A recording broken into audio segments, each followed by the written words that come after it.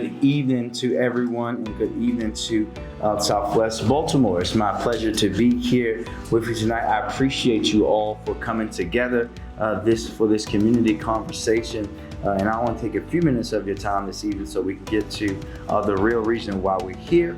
This represents the third conversation in the series that we're having across our impact investment areas in Baltimore, and I welcome you. This process for us is essential to implementing the community development framework, which was designed to chart a course where we could focus limited resources to yield maximum results in Baltimore. When the framework was first announced, most of us were serving in the city in one capacity or another, and since then so much has happened. I think when the framework first announced, I was two previous positions. One key factor is that the pandemic really we know changed the world for everyone and shed a light on so many things, particularly for those who did not know that they already existed, particularly inequities that many face regarding job losses, lower wages and income, health and housing, of course. And these are also the things that we are working on in the community, have been working on for so long. And unfortunately, we know that the pandemic really widened those gaps for so many people. But this scenario is also underscored the importance of one of my top pillar goals, which is equitable neighborhood development, and increase the understanding of a wider audience of the lasting adverse effects of racially discriminatory policies and practices such as redlining. And we really have a unique opportunity here to move the action plan forward, and these community conversations are a central part of that. As you may know, to kind of bolster that work, we allocated $100 million in ARPA funding to help tackle vacant houses, prevent blight, create affordable housing initiatives, and protect our residents and homeowners. And we are taking many actions that will fulfill our commitments to our residents around fostering home ownership, housing affordability, and addressing housing insecurity within Baltimore's historically landlocked neighborhoods. But we are also working actively to invest in these impact investment areas, along disinvesting areas where we can build upon assets and address blight with expanded capital investment. Providing that legacy support for our homeowners to help build value in middle neighborhoods, which of course will prevent further and future vacancies. We are supporting our older adults and charting a course for our older adults to remain in their homes as long as possible, and wrapping services around them, improving the city's outdated, and that's an understatement, city's permitting process to make it easier to rehabilitate vacant buildings and bring them back into productive use, and creating new opportunities for affordable home ownership for people currently renting, and focus also on development around our 21st century schools and communities that are positioned and near ready for transformation.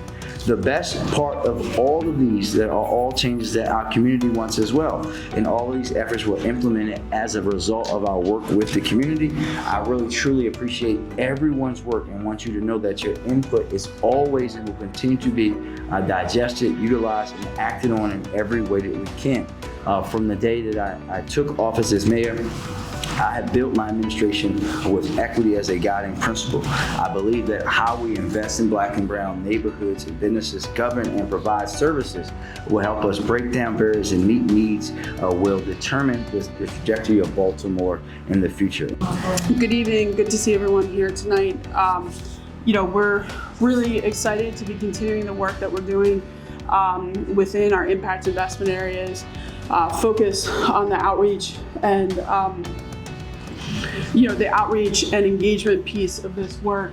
And I just want to thank all the community members that are here tonight across all the communities that make up Southwest Partnership and the work that we're doing in the Southwest area.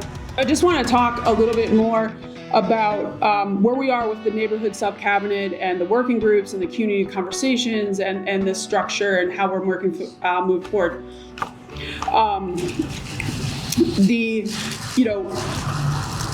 Neighborhood sub-cabinet, the mayor has engaged members of his cabinet within the neighborhood sub-cabinet, which has that engagement structure, which is the cabinet level oversight and resource prioritization. Also within that, the objective is really to kind of oversee implementation of the city's community development framework, which includes neighborhoods like yourselves, like Southwest, which is one of our impact investment areas. Then we have the working group structure, which is department level planning and implementation. This includes either monthly or bi-monthly meetings, sometimes even weekly with subgroups and so forth, working with members of DHCD, with the planning department, Department of Transportation, DPW might be at the table. Other agencies are at the table working through some of those key areas when we talk about block level planning and block level planning approaches. Really working to kind of identify those overarching goals and what are part of that. And this is happening across all of the 7 impact investment areas and having that work. And then we have this level in terms of these community conversations and the community level engagement and sharing. This is a key piece of this work. And this builds off of the development of the community development framework, the choosing of the 7 impact investment areas, and then having those conversations on a broader level to ensure that as many people as possible are part of the process, know what the process is, and are able to provide information and feedback and communication on this work. So it really is in terms of pyramid type structure, with community conversation being very broad across the base. That is the foundation of the work. This really is about the strongest base and the foundation of this being those community conversations, being the neighborhood stakeholders, being the place to have that community level engagement, to have that conversation, to have the dialogue, to figure out how are we all working together to move forward.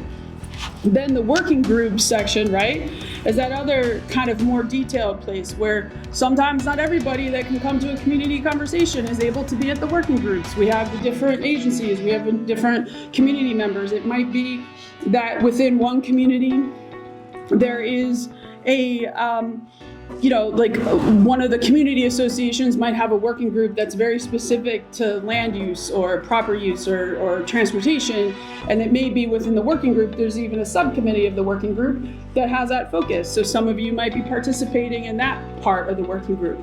And then there's dialogue back and forth, kind of from the working group back down as part of the next community conversation.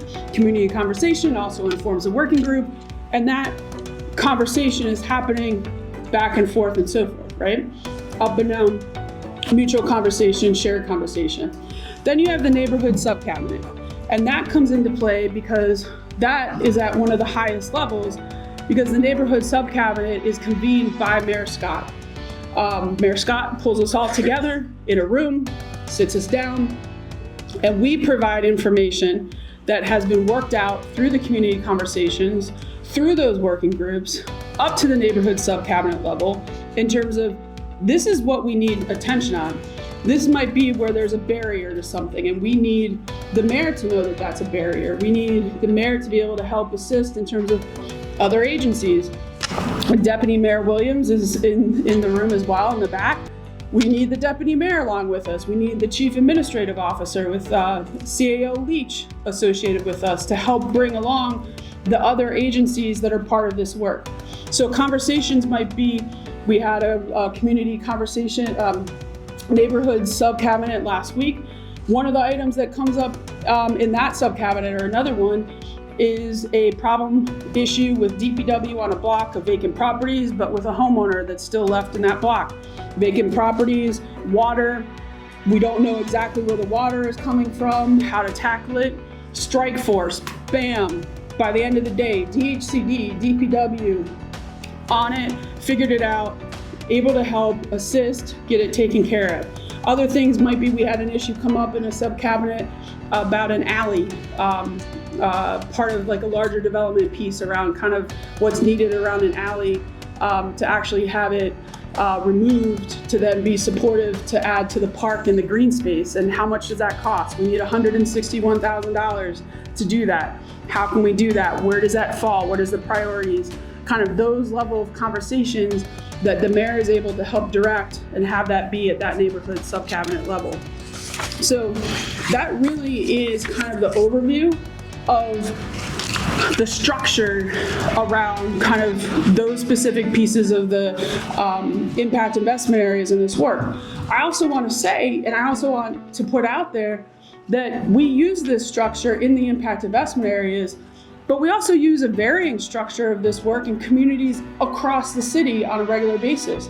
It may be in some of the areas that we're working with them on a quarterly basis and have a quarterly meeting, and we're working with the community to identify vacant properties and how we're gonna, tackle those, how we're gonna acquire those, what's happening with illegal dumping, what's happening with trash, what's happening with code enforcement issues in that, or how do we help with home repair, or what's happening, can we get this demolished, can we get an alley gated? We have communities where we're piloting crime prevention through environmental design. These same type of conversations at the community level, kind of a working group level, are happening. We're using this model across the board, but specifically in the impact investment areas where we've been working, we've identified communities, we're building from strength, and we're making those investments. That is why we're here tonight, and we will continue the conversation specifically tonight, moving into the Southwest Impact Investment Area and the implementation strategy overview. Good evening, everyone. My name is Robin Yelly, and I am the NDO representing the Southwest area. And we're here tonight. Let me go ahead and move the slide. Okay, we're going to start by going further or talking further about the Southwest implementation strategy.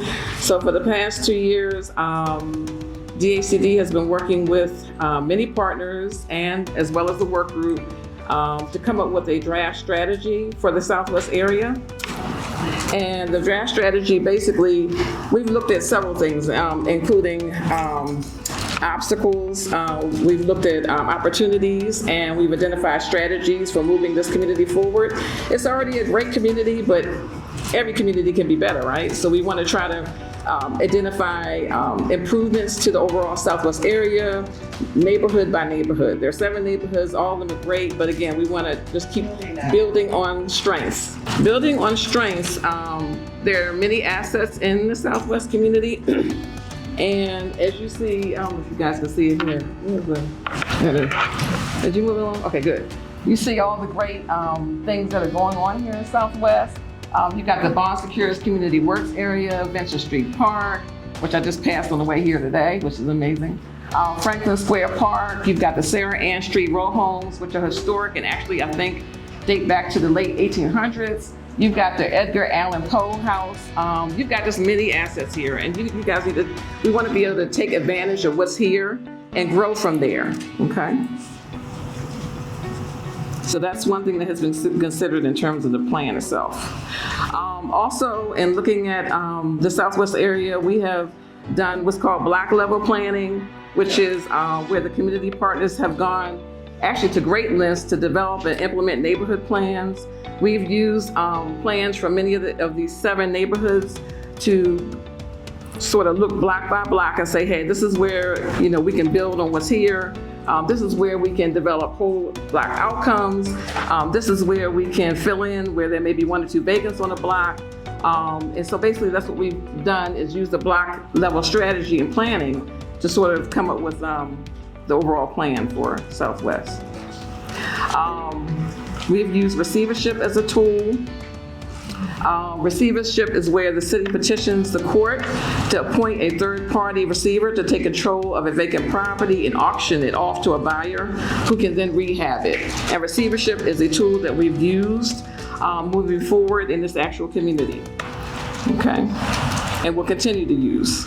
And you're gonna hear a lot about receivership tonight. I believe it's used in almost every neighborhood in Southwest at this point. And it's a great way to redevelop these communities.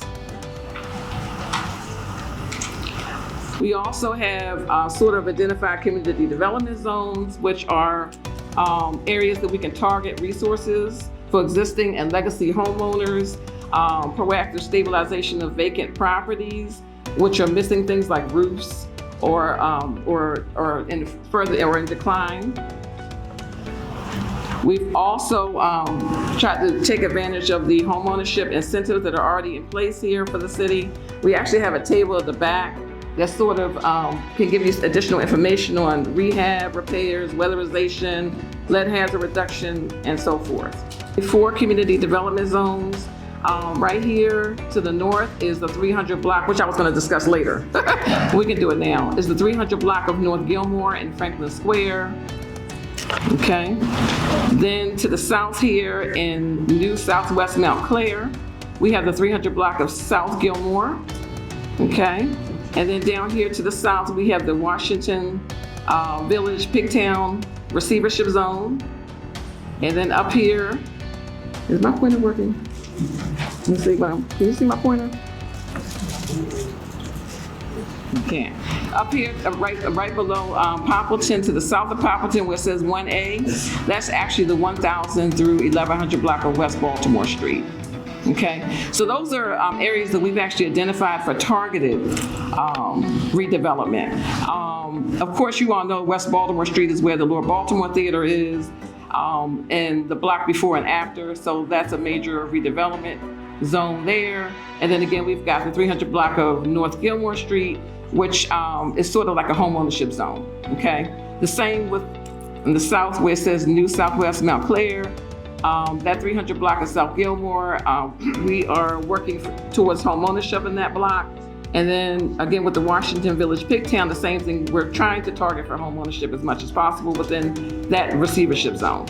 So I'm excited to be here to talk about a few things, one of which, having known this area for quite some time, on the image on the screen, you can see the Chat District that largely includes Union Square, and then to your right on the corner is the Holland Square Market, one of the oldest markets in the country. And so this area really has a lot of strengths in terms of its historical significance. The image you see below that is the B&O Railroad Museum. So, and then when you look at the remainder of the neighborhoods, you can get a real sense of the historical significance of this impact investment area. Started with the, on the next slide, you'll see some of the projects that are underway and some of the initiatives. If you go to the next slide, let's see here.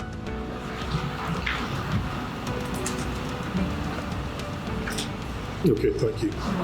You can see in the top left image, the Franklin Square community, one of the parks that I understand is being undergoing some renovations.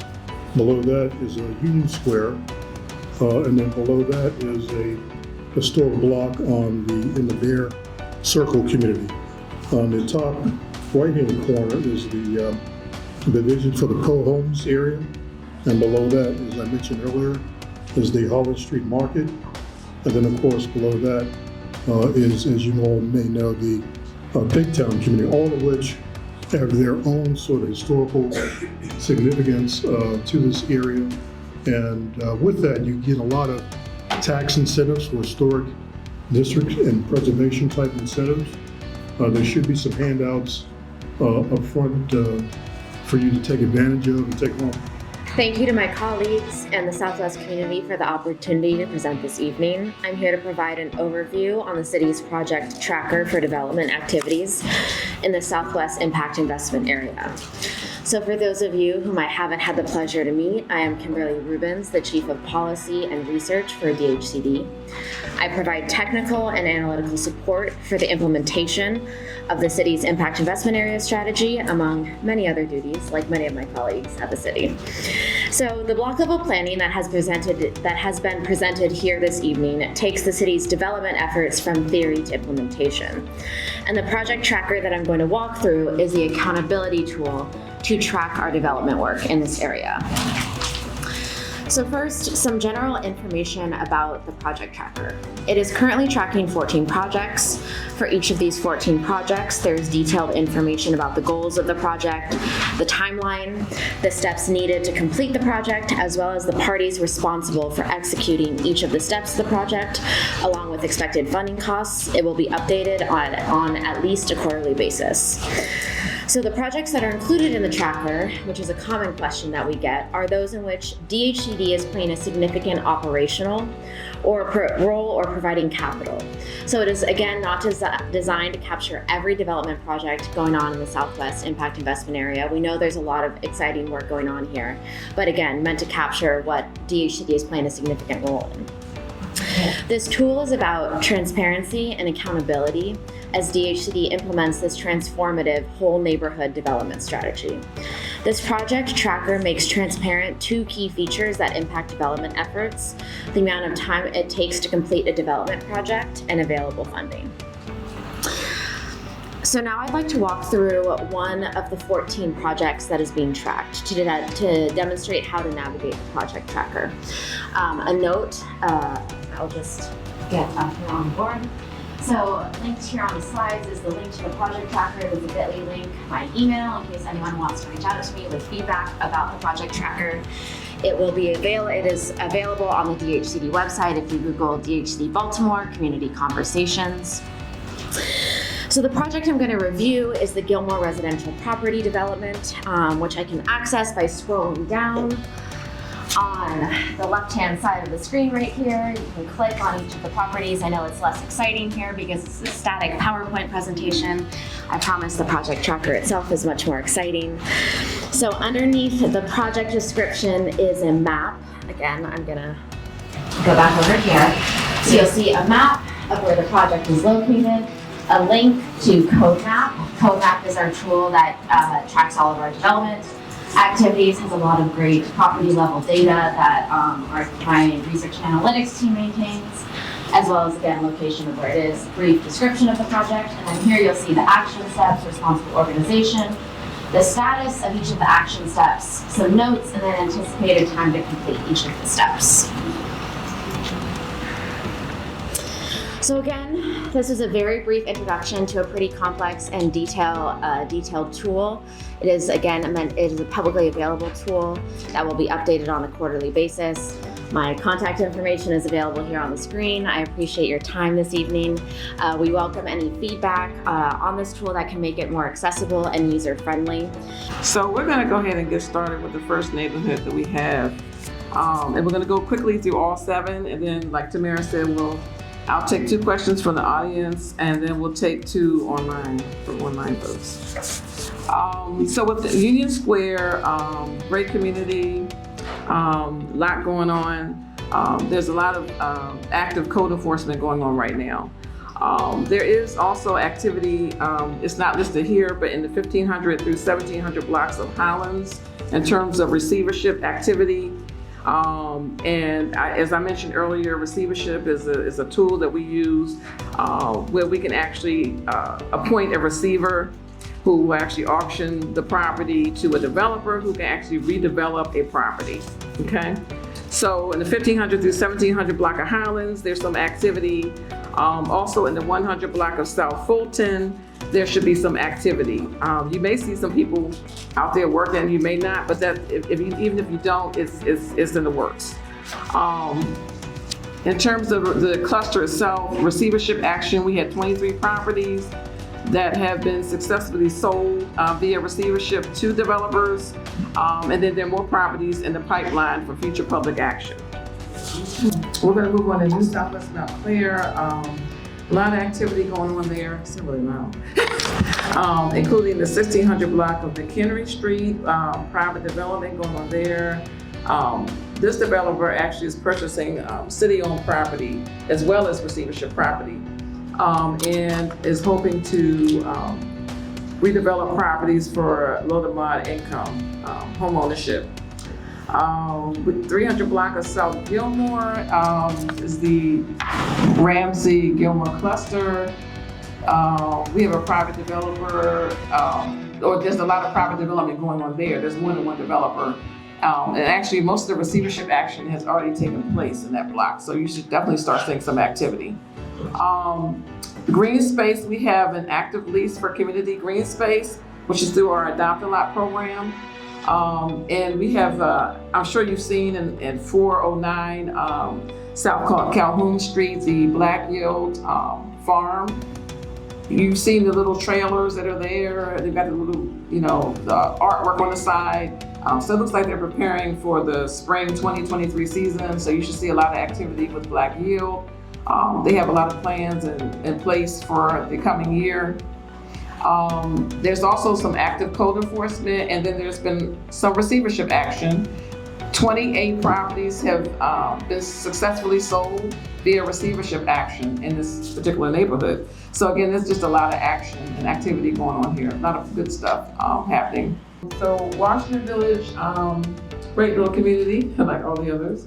And they just completed an action plan like a couple of months ago, focusing on housing and commercial redevelopment. Just wanted to they came up with some strategies to improve their community. And then also, there is a very active green space in the community at 1331 Carroll Street, Food for Thought. Some of you may have been there. That's definitely a positive. And then there's a lot of active code enforcement. Receivership is not quite active yet, but it is revving up, I guess, in spring 2023. So anyone in Pigtown should look forward to that.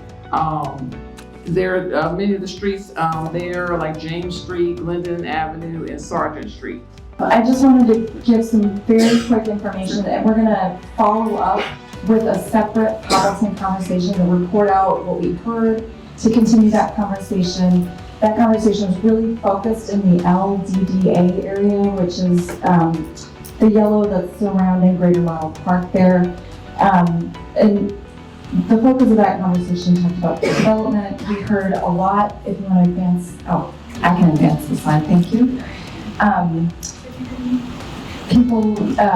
Community members worked in groups. They mapped priorities with us.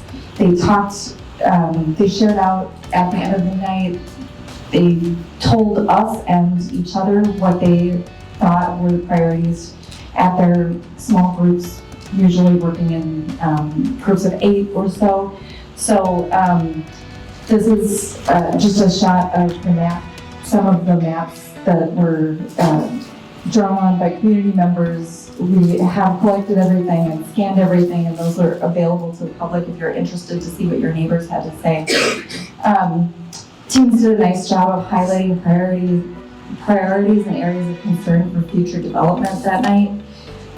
We heard a lot about maintaining views towards downtown. We heard a lot about building heights and density. We heard a lot about housing types and things that the community wanted. We also heard a lot about green space, parking, and land use. So this is just a couple of bullet points. I'm not going to go through everything. This is going to be public again, and DHC has plans to have a more Poppleton-focused conversation. And then the other thing we heard that night was about Greater Model Park. There were a lot of comments about fixing the sinkholes and lighting and safety and programming, just capital improvement kinds of things. And Baltimore City Recreation and Parks is working on improving Greater Model Park. So I just wanted to include that as part of what we heard that night, and it will be part of that ongoing conversation.